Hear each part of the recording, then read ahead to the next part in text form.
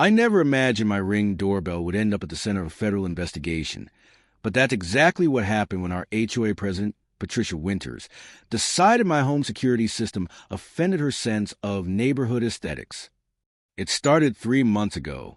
I installed a basic smart security setup, nothing extreme, a few cameras, motion sensors, and a video doorbell like half the houses on the block already had.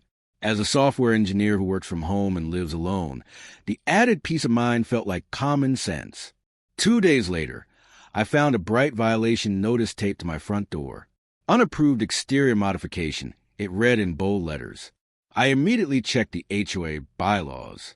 There was nothing, absolutely nothing, prohibiting security cameras. So I called the number listed on the notice, which connected me straight to Patricia herself. "The board hasn't approved your surveillance equipment," she said sharply. I could practically hear her acrylic nails tapping against her desk. "You have 48 hours to remove it." "I don't see anything in the bylaws that ban security systems," I replied calmly. "Section 12 only covers structural changes and paint colors." There was a pause. "Well, we're amending the bylaws at next month's meeting," she said. "The cameras are unsightly. They make the neighborhood look like there's a crime problem.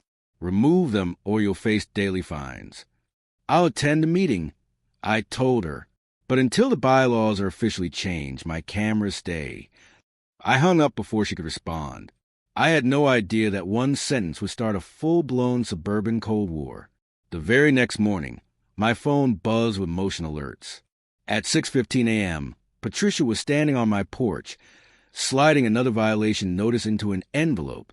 She looked straight into the camera and scowled. That became her daily routine. Every morning, another notice appeared. Improper garden hose storage, excessive walkway debris. One day, it was 3 leaves on my sidewalk. I counted. Every time, she stared into the camera with pure, undisguised contempt. I started attending HOA meetings and quickly realized I wasn't alone.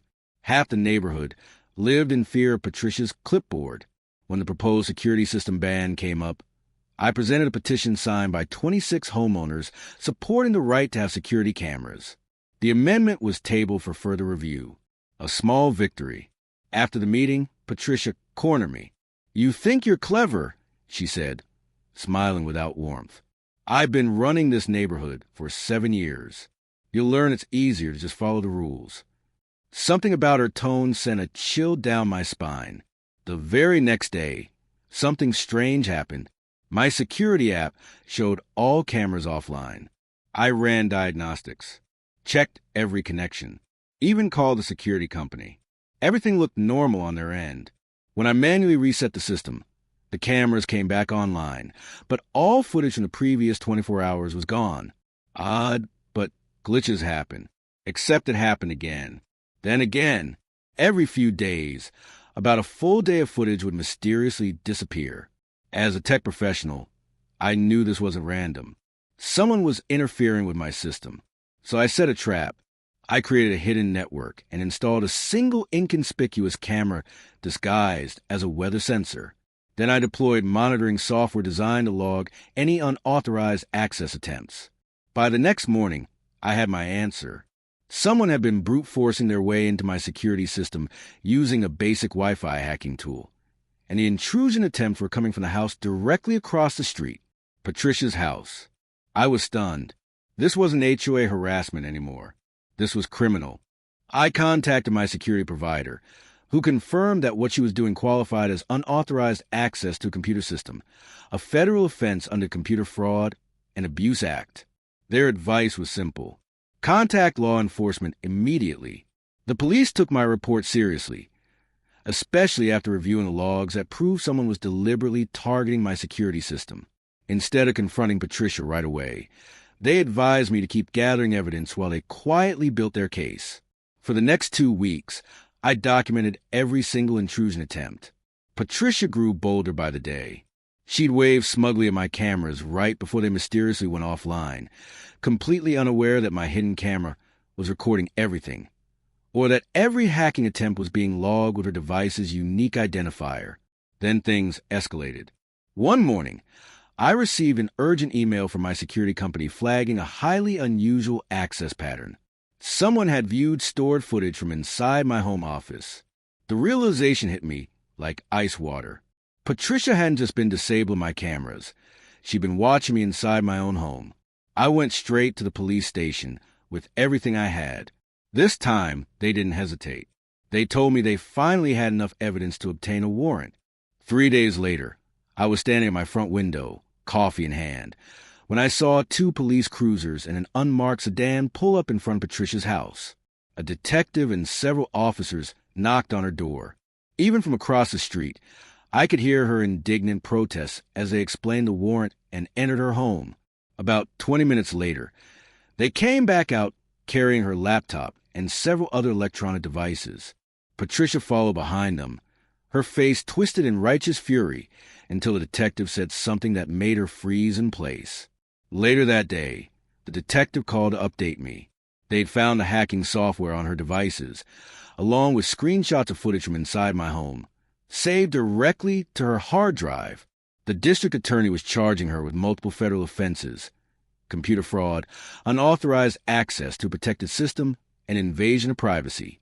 All felony charges, all carrying potential prison time. The HOA board called an emergency meeting the following week. Patricia was nowhere to be seen.